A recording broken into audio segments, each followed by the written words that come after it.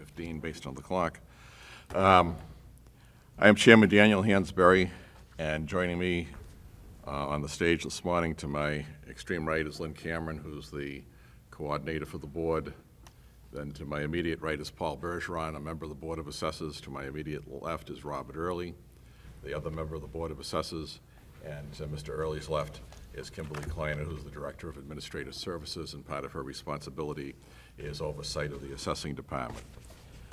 This meeting is recorded by a written transcript and audio tape. Please direct all testimony into a microphone and only one person speak at a time. If you do not already have a copy of today's agenda, please feel free to get a copy located by the entrance to this room. Today we will be hearing various requests as listed on the agenda. Please note decisions made please note decisions taken by try this one more time. Please note the decisions made be taken under advisement, and involved parties will be notified at a later date. Per the City of Nashua bylaws, a minimum of 2 or more affirmative votes are required to approve any application. In addition, this board will hear any and all scheduled cases as long as quorums of 2 voting board members are present at this meeting. Any citizen has the right to contest the decision that this board makes. To appeal a municipality's decision on an abatement application, a taxpayer may appeal either to the Board of Tax and Land Appeals or to the Superior Court, but not to both. Please contact the assessing department for more information. Please direct all testimony to this board and not to anyone in the audience. If you have questions, they are to be directed to the board, and we will do our best to get them answered. When directing testimony to this board, please announce your name and address clearly for the record. Please silence or turn off your cell phones. If you need to have a conversation, please feel free to step out into the hallway. Ms. Cameron, are there any changes to today's agenda? There are none. Thank you. Does anyone have any questions before we begin? Okay.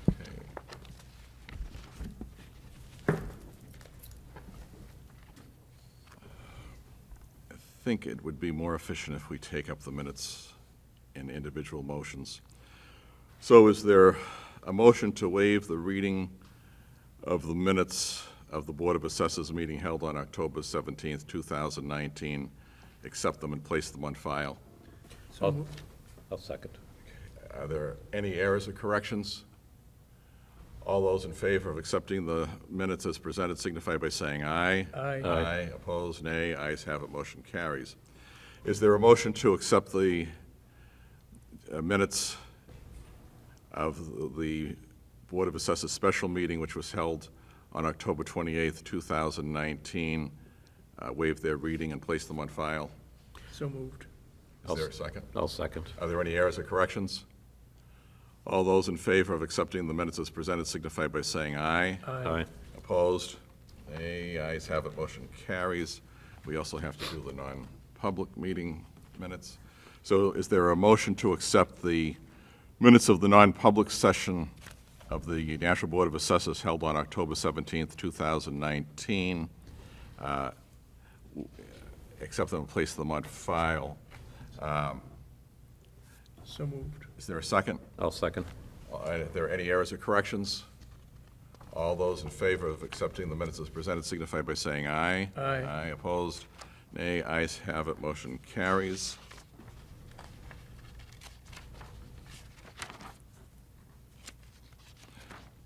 And is there a motion to waive the reading of the non-public session meeting minutes of October 28th, 2019, accept them and place them on file? So moved. Is there a second? I'll second. Are there any errors or corrections?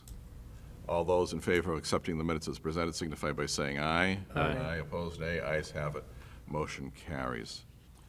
Okay, at this time we're going to recognize Ms. Kleiner, the Administrative Services Director, for a division update. Good morning. So in your packet is a letter dated on November 8th. This is regarding R-19-190, the transfer of $95,500 from contingency to assessing for the funding of a chief assessor. This $95,500 only represents what would be the cost of the salary from roughly, we figured, January, by the time we're through the hiring process, through the end of this fiscal year in June just to note that. As stated last April, upon completion of evaluating the department, updating procedures, and development of management practices, we would bring forth a recommendation to the mayor and the Board of Aldermen. That recommendation was brought to the Board of Aldermen at their last meeting last week. After approval of the funding, the job will be posted for 5 days internally before external recruitment, and that is per our union rules. A team of city professionals, including the Corporation Counsel, the CFO, the Treasurer, the HR Director, and the Director of Administrative Services, will conduct first interviews. We'll bring final candidates for an interview with the mayor and the Board of Assessors. As you know, Vision Government Solutions has been selected to perform the full measure enlist reevaluation, which will produce updated values for April 1st, 2022. We have developed a page dedicated to this project on our website. If members of the public are interested in the process Vision has proposed, the appraisers leading the project, or how data will be displayed for residents, please read the proposal located on this webpage. We will continue to update the site with details on the project, and we will issue updates in the monthly assessing newsletter. Meetings between the contractor and assessing staff will be held regularly, and we will work with the Board of Assessors for updates as the board wishes.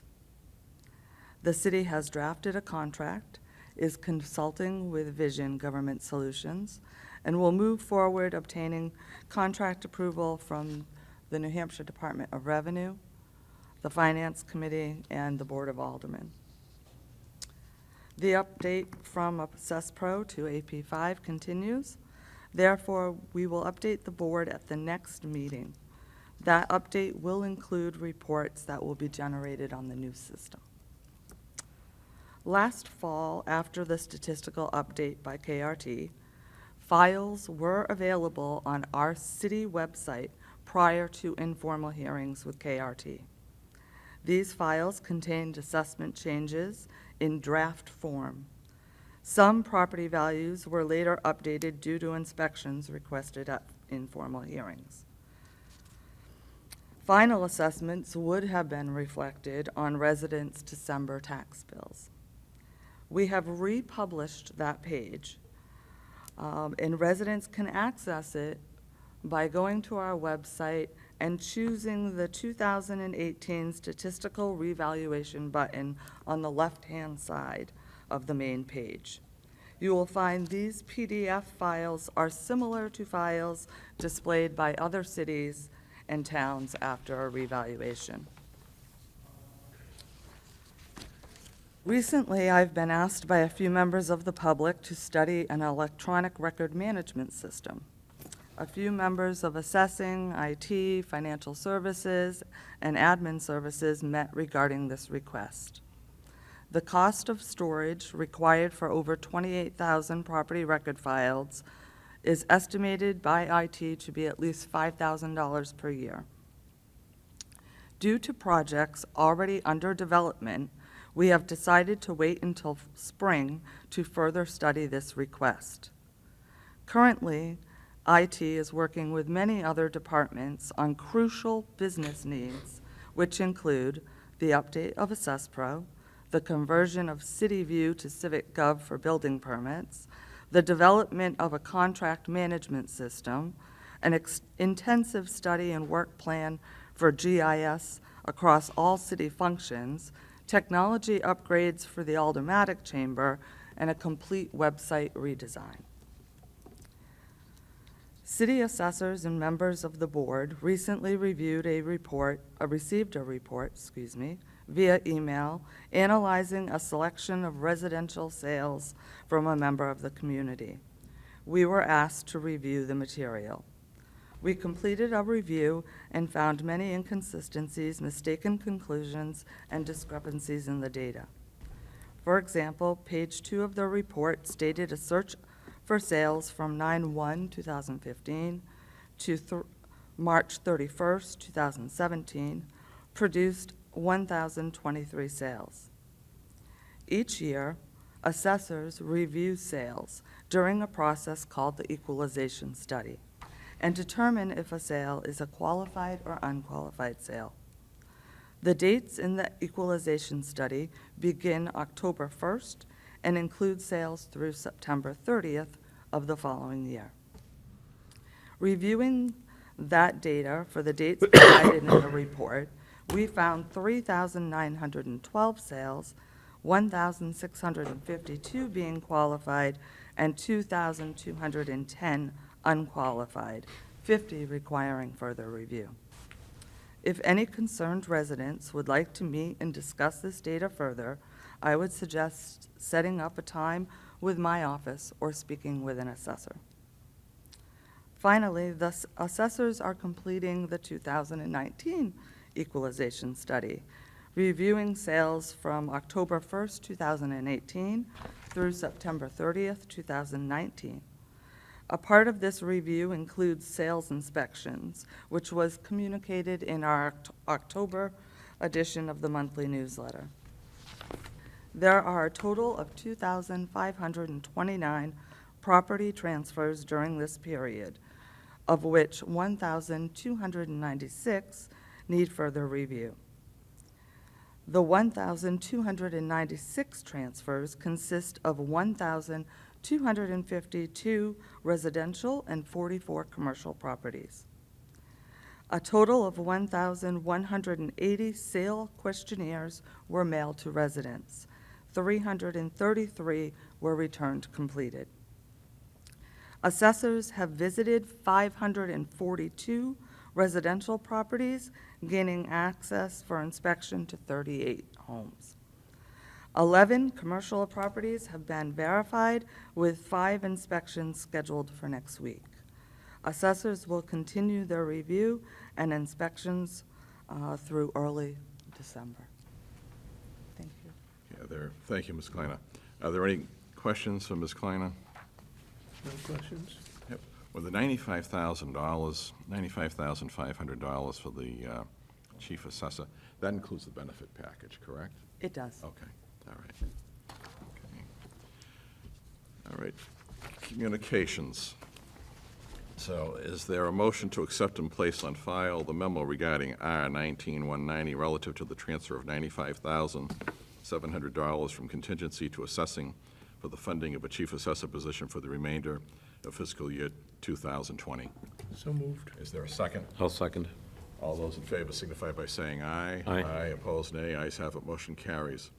Is there a motion to accept and place on file the emails forwarded at the request of Ms. Lori Ortolano? So moved. Is there a second? I'll second that. All those in favor of the motion signify by saying aye. Aye. Aye, opposed, nay. Ayes have it, motion carries. Mr. Hansberry? Yes. I think we missed the motion to approve the Board of Assessor decision report. We did, thank you. All right. Is there a motion to approve the Board of Assessors decision report from the October 17, 2019 meeting as presented? So moved. Is there a second? I'll second. Any discussion? All those in favor signify by saying aye. Aye. Aye, opposed, nay. Ayes have it, motion carries. Mr. Greg Turgis, good morning, how are you? I'm well, thank you. Yourself? Fine, thanks. And we are dealing with the proration assessment for damaged buildings abatement, RSA 7621. That is correct. And there's a specific property you're going to be addressing? 40 Raleigh Drive.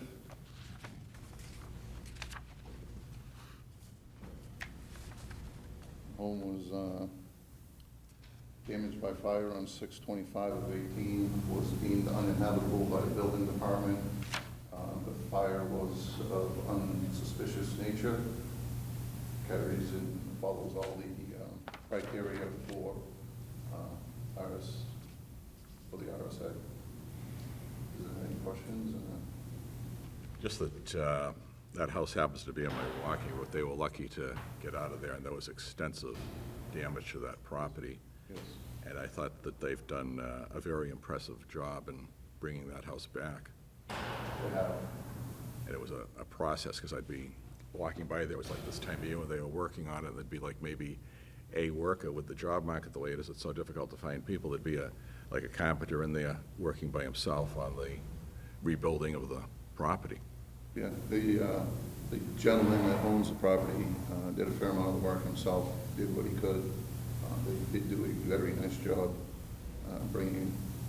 reconstructing it, bringing it back to what it was. And they also added a pond above the garage and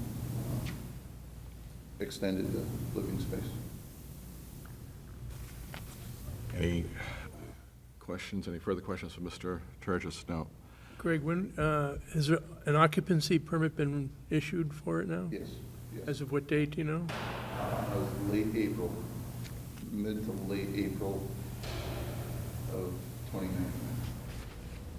So does the new assessment would start on April 1st? What, Correct.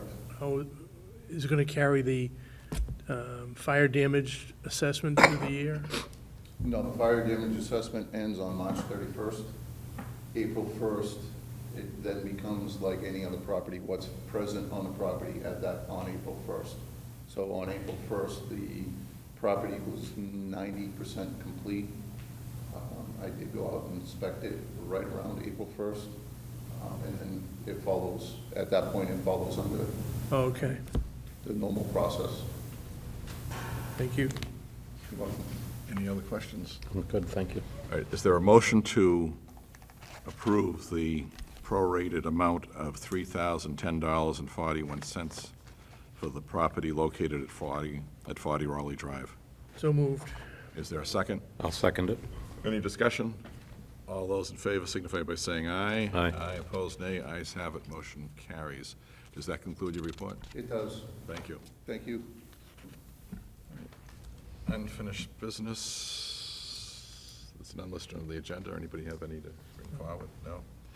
Okay, appointments. So, Ms. Ortolano, if you'd come forward, please, and state your name, excuse me, and address for the record.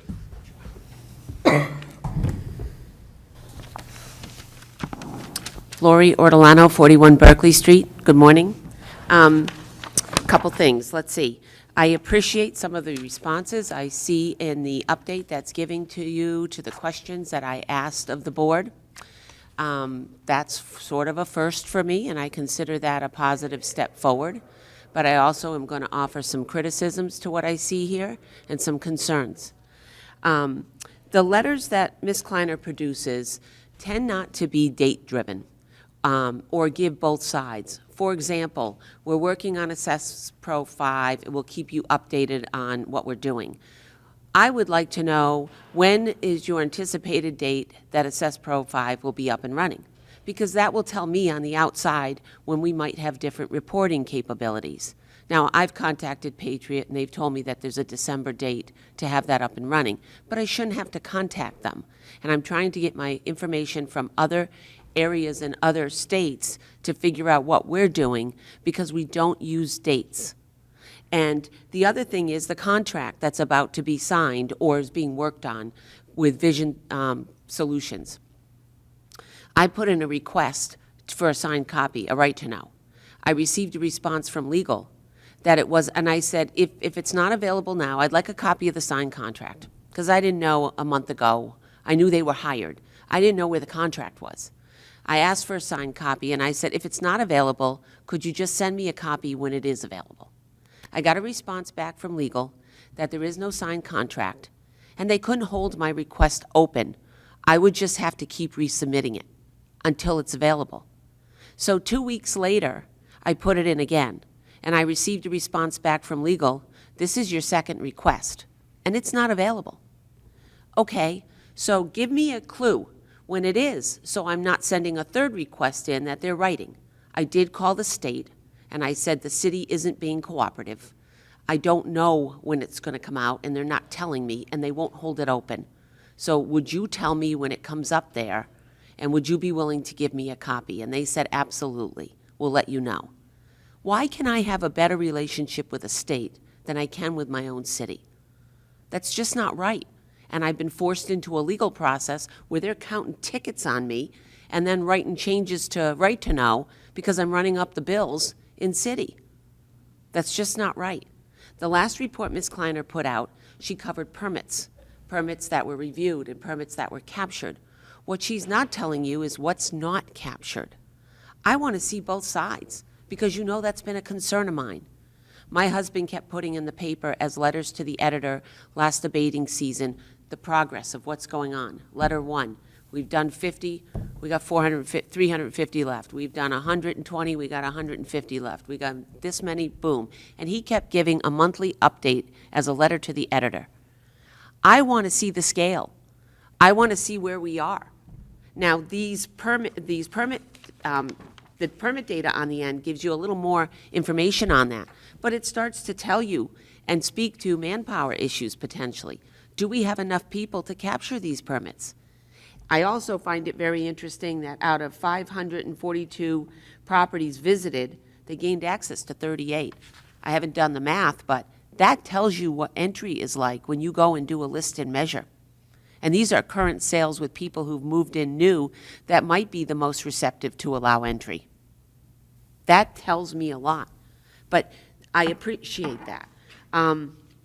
I appreciate the fact that the city assessors reviewed the report, and I'm going to put some information up on that. It's interesting that my sales data is off by such a large number because when I met with Ms. Kleiner to review sales data last May, the sales data I had and the sales data she had were pretty accurate. They matched. I ended up doing a right to know to get her data, and I had a good pull, so I felt pretty good about it. The difficulty for me is with the city, I can't get your sales data.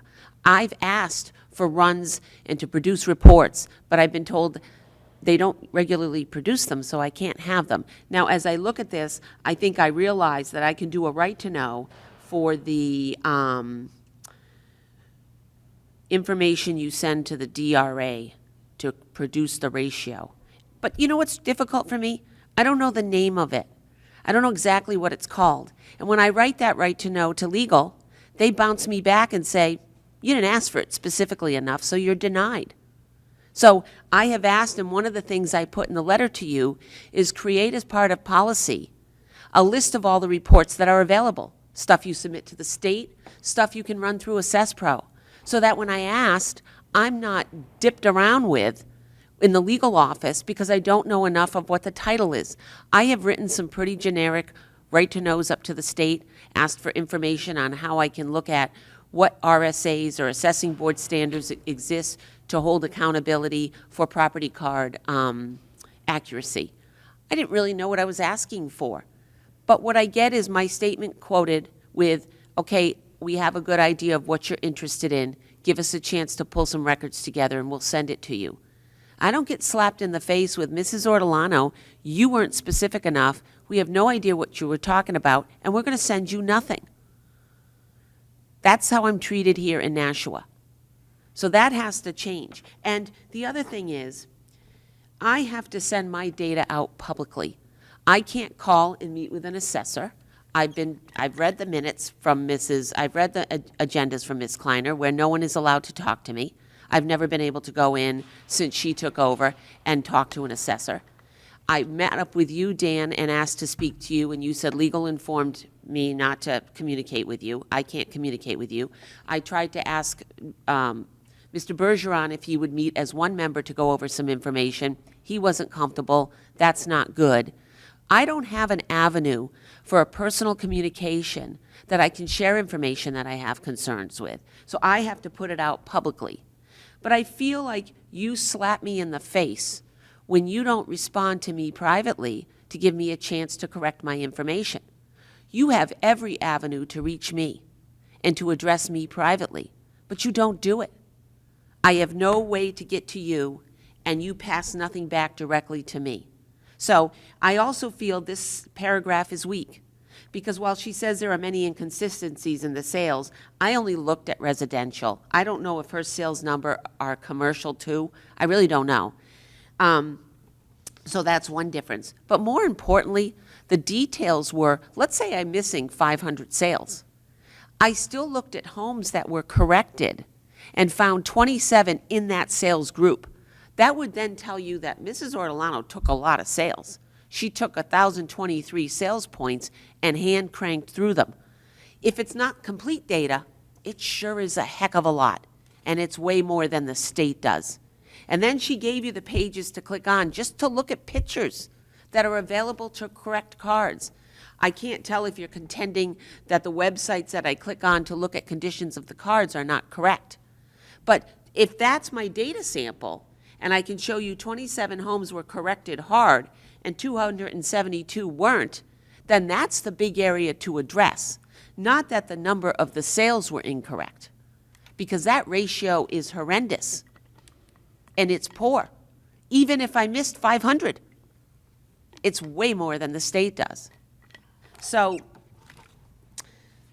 that's one issue. The other area that I'm concerned about is I got a hold of the report that Celia Leonard and the assessors sent up to the Board of Tax and Land Appeal to counter public data.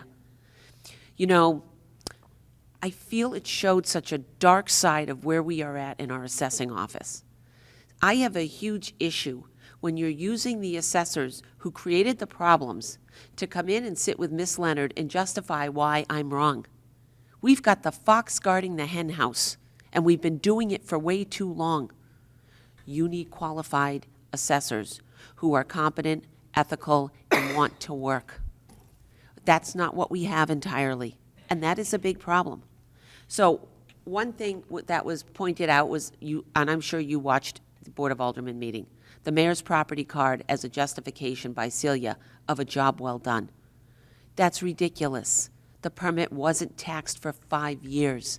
That doesn't meet the requirements of the annual list. And when I looked through all of the minutes or all of the emails that I asked for John Duhamel, I discovered one where John Duhamel asked Gary to produce a Donchis timeline on this assessing. And I thought, well, that's interesting. He had to produce something in writing that went to John Griffin and was looked at regarding the mayor's property. I put in a right to know for that, exactly in the language John Duhamel used, the time and date when the email was sent. It was denied for not being specific enough. I then emailed Gary Turgis directly and re-emailed Celia. And I said, this is specific, and I have to believe when an assessor is asked to do work on the mayor's property file or card, it's a memorable experience. That would be something you'd remember. I'm verifying what we did. And sure enough, 2 days later, I had the information. This is the runaround I keep getting that I have to push for. But when I got a response from Celia, the person who produced the report for John Duhamel was Greg. Well, he was the one who handled the whole property to begin with that I didn't feel was handled well. Why are we using the person who made the mistakes, potentially, to verify that it was done correctly? I don't understand that. I don't feel confident in our process when that's what we do. John Duhamel himself, or John Griffin, should have been looking at that file to verify that it was handled correctly. And the last note on that file was that we need to go back in 2012, close the permit, and finish up, assess what was done. We closed the permit, but we never went back, and we never added assessment. So I've always said, did we assess it fairly? I don't know. I can assure you that wasn't put in the report up to the state. Celia acknowledges that the permit was closed in 2012, but the note to say go back and visit and to make a visit to the property was never done.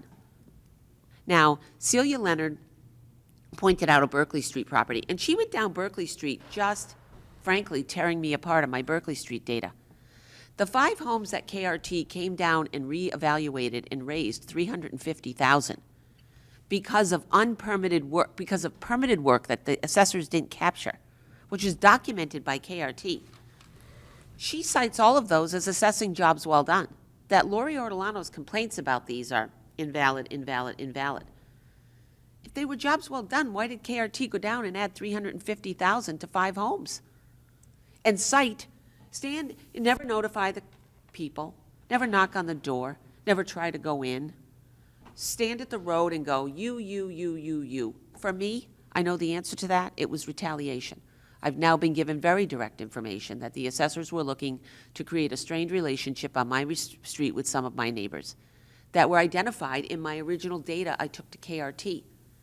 You know, I have to present evidence of a disproportionate assessment by using other properties. When you do that, they can kind of screw you over by going after the other properties. I don't like that. That's been a technique used in here. I think it needs to be stopped and nipped right away. It's not a good practice. And it happened to me. And it had its consequences. She cited, A couple more minutes. okay, 13 Berkeley Street was an example of a property that was not MLS reviewed, and it sold for $510,000 in 2016. It was assessed for $321,500 at the time. The assessors never looked at the pictures, and there was a permit for $70,000 that was not valued. That was the house was sold, it was fully renovated, and then the person who renovated it, who I happen to know, planned on living there, actually got a new girlfriend, and they wanted to move, and they ended up selling the house and leaving. So the house was beautifully done for them, and then they decided to move out. So it sells for $510,000, very quick sale. But it's a fiduciary sale. And Ms. Leonard points out to the BTLA, it's not qualified. The reason it wasn't looked at is it's not qualified. That's not true. That's not accurate information she's telling them. First of all, if you don't sales chase, and if you're going to use the argument, we don't sales chase, we don't use data, MLS data, to look at pictures with just homes that are qualified. There were pictures online of this property, lots of MLS pictures. It wasn't a private sale that there were no pictures. Why aren't the assessors taking all of the homes, all the pictures that are online for every home, whether it's qualified or not qualified, and using it to check the property card for accuracy? They're there. You don't sales chase, you use it indiscriminately on everyone. So her argument to the BTLA that we didn't bother looking at this one because it's fiduciary. What does fiduciary mean? It means it's represented by somebody. The sale is represented by somebody else on your behalf. Trusts are often like this. Are all trust sales fiduciary? I don't know. I have to ask my lawyer. But I will tell you, when you pull the deed on this, there's nothing in this fiduciary sale that tells me it was an arm's length. I don't know if there's a means. I don't know what the means is to take some of these sales that are not listed as qualified to qualify them, that they're reasonable, that it was an arm's length transaction and the sale price is reasonable. But she says, nope, because it was fiduciary, maybe she's saying because it was fiduciary for the state, just listed, we can't change it. But you had data to use, and you never used the data. So if you're not sales chasing, tell me that every MLS online posted photograph file is being used by the assessors to verify property cards. Because what I'm finding is in a lot of the unqualified sales, they're not even looking at the pictures. They're not even looking at it when there's pictures online. Is this on? Yes. Okay, so this is the file for 13 Berkeley Street. This is this will be it, though. Yes, this is it. I just want you to see that 13 Berkeley Street, it is fiduciary. It did sell for $510,000. There's no MLS verification. And at the time, it was assessed for $321,500, and there was no movement in it. And right now, it's at $460,000. And Celia's saying, fiduciary, we don't do anything. Sure. Okay, so Celia Leonard is saying for fiduciary, it's not qualified, so we don't do anything. Here's a property at 17 Middle Dunstable Road. It's fiduciary. It sold for $540,000. Guess what? It was at $375,000, and the assessors moved it to $503,000 because they MLS verified it. They used the data that was online, and they said that value is way too low, and we're taking it up. And when you flip it over, you're going to see they did an EYB change. They moved that house a lot because there was a big discrepancy. They moved it from 95 to 2,000. They changed the grade. They went to excellent in the kitchen. They went to excellent on other fixtures. They pushed this because they had room in the sales data to push this. And don't tell me they're not looking at the sale price, because I'm going to tell you they are. But they used it, and it was fiduciary. So the argument that she's sending up to the BTLA is not valid. And that's a problem for me. And I'm going to go after all that data in there that she put up there with you over the next 6 months, because I found it so obnoxious. I found it so disrespectful to myself and others that have been trying to find equity in our property assessments. And this city isn't willing to say, we've made some mistakes, you have some valid points, and we're going to try and fix it. Thank you. Mrs. Colhoun?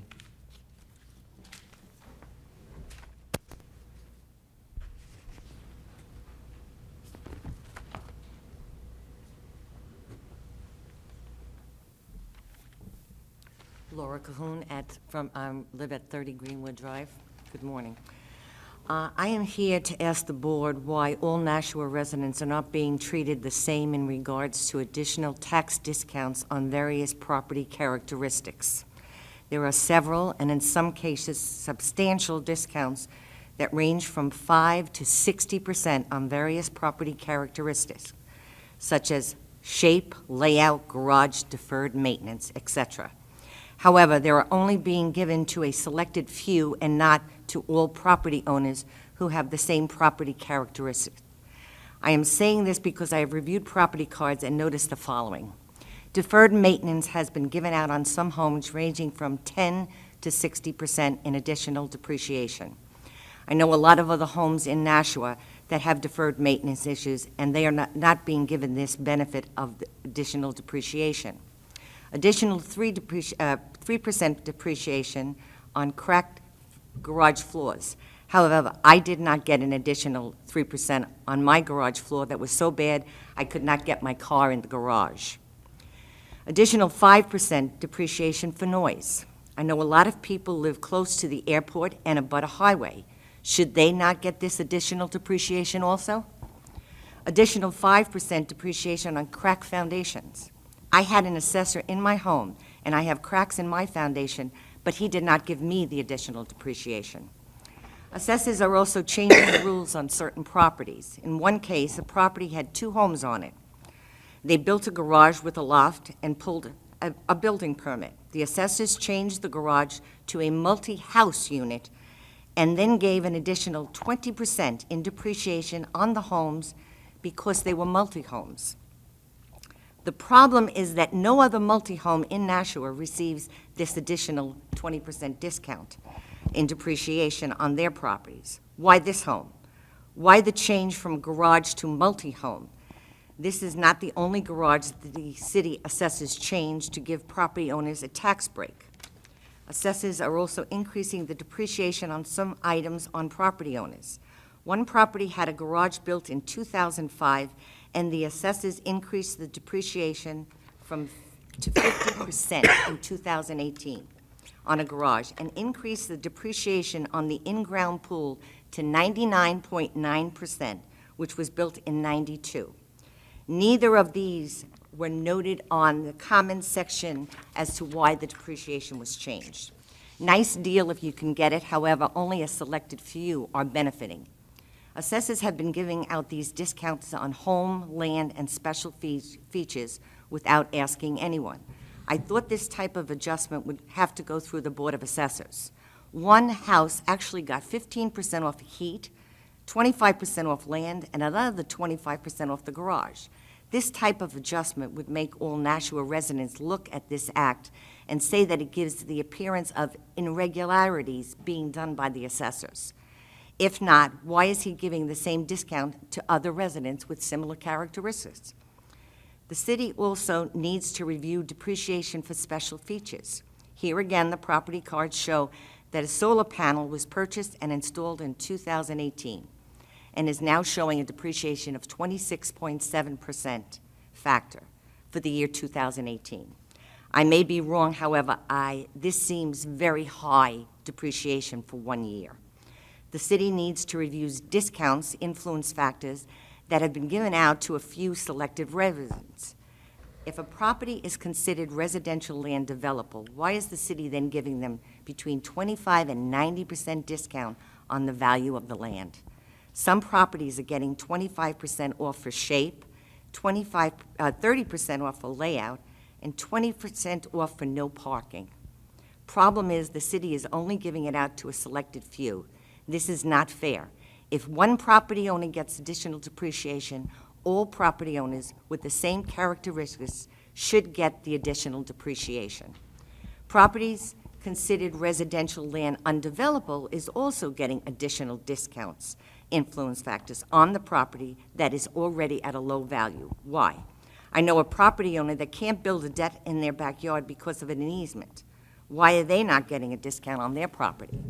Why does an owner with 2 huge PS&H poles 15 feet away from the front door have to fight to get 5 when others are getting for no reason? Why does a property owner with residential land undevelopable get an additional 50% influence factor on the land when the rate is already low for undevelopable? Why is the city allowing owners to make man-made ponds and then consider them wetlands? Wetlands are God-made, not man-made. And it is the belief of the state that they only charge $23 per acre on wetlands because they want to preserve the natural beauty of the land and considers wetlands a valuable resource. This is not the case for somebody who puts a pond on their land in order to go fishing. I also doubt that the property owner got the NHDES wetlands permit in order to install a boathouse on the pond. I'm therefore requesting that the board have the city do the following. Check the Access Pro website for all additional depreciation to see that the city is applying the additional depreciation to all properties that have a similar characteristic. Also, while checking on characteristics, please also check out all additional depreciation. It seems that the city forgets to take away an additional depreciation when they put it on a property. Example, 12 Ferry Road. This property had a fire in December 2016. The city gave them a 100% discount on the house. Problem is, the discount was left on for all of 2017, 18, and half of 2019. If it was not for a resident realizing that this was happening and notifying the city that this deduction is still on the property, the city reviews the depreciation on a quarterly basis, this would not happen. Check the Access Pro website for additional influence factors and take the influence factors away from properties that are already being charged a low price. Example, wetlands, residential undevelopable, farmlands, and white pine. Give them to actual residents that have assessments that restrict what they can actually do on their property. Have the city do a complete audit on all current land use. This has not been done by the city in 10 to 20 years, and the properties have had the benefit of the current use change. In reviewing some properties, you will notice that some properties owners no longer qualify for this current land category. It is important that each property owner gets a surveyor to actually inspect the land so the city knows they qualify. All residents want to be treated the same and fairly. Thank you. Thank you.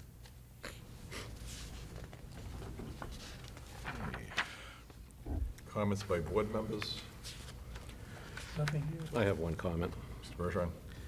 I would just comment on some of the comments that were made to us today and state that while I welcome the reviews and criticism and constructive recommendations regarding the assessing process, I do take issue with the comments that the city doesn't have people who are qualified, ethical, and want to work.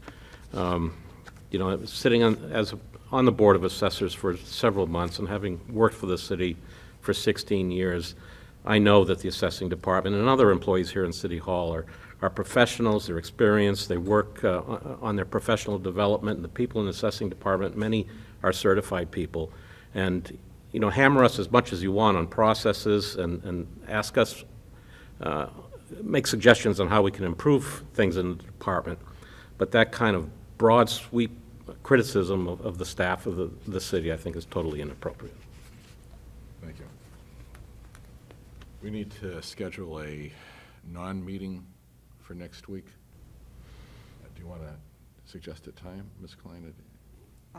If the board has a time that it is available, I will reach out to the legal department and make sure that So we're getting into Thanksgiving next week, are we? So it'll be we a are. Say Monday or be a Tuesday. truncated week, right?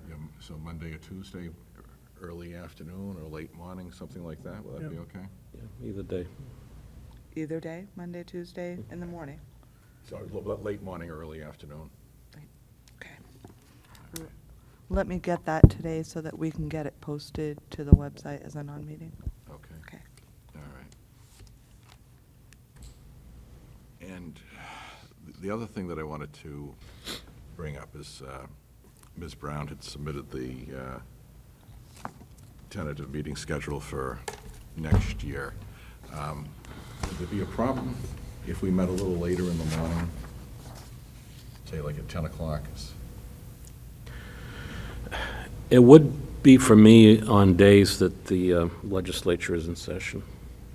So that would be the first half of the year. And even then, they may not be meeting on the days that we are. Have they moved the general sessions back to Wednesday, or are they still on Thursdays? This year, they were on Wednesdays and Thursdays. Okay. Because it was Wednesdays when I was up there, then they had moved it to Thursdays to coincide with the Senate. And now, is the primary day Wednesday or the primary day Thursday? Thursday. Oh, the primary day is Yeah. Thursday. But if I may, we could set the time for a later start, and certainly I would know a week or 2 weeks ahead of time whether or not the legislature will be in session, and perhaps then we could back it to an 8:15 start on those days. Okay, is that? Yeah, it's fine. So I'd like the meetings to start, we'll keep with the schedule through December, but I'd like the meetings to start at 10 o'clock. Okay. I know years ago when Ms. Blaisdell was the chairman, they used to have them at 4 o'clock in the afternoon, so there's no, long-standing tradition as to why it should be at 8:15. I mean, it seems like it's been at least somewhat of a moving target as far as the starting times go. I agree.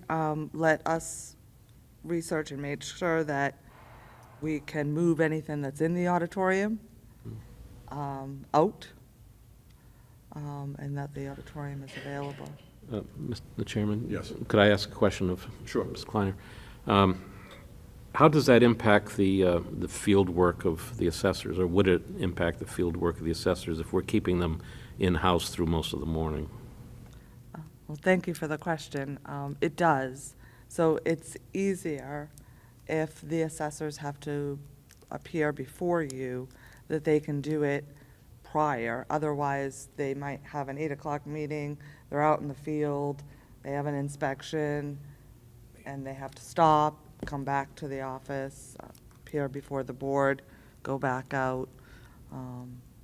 It's easier on scheduling if they leave the office hours. Could we kind of discuss this with Mrs. Kleiner? Let her get back to us with some of the information about the time change and the impact it might have on the department, and then vote on it next meeting? Okay, that's fine. So, Yep. okay, all right. Okay. Anything else to come before the board? All right, so is there a motion to adjourn? So moved. Second? I'll second it. All those in favor signify by saying aye. Aye. Aye. Opposed? Nay. Ayes have it. Motion carries. We're adjourned at 9:05.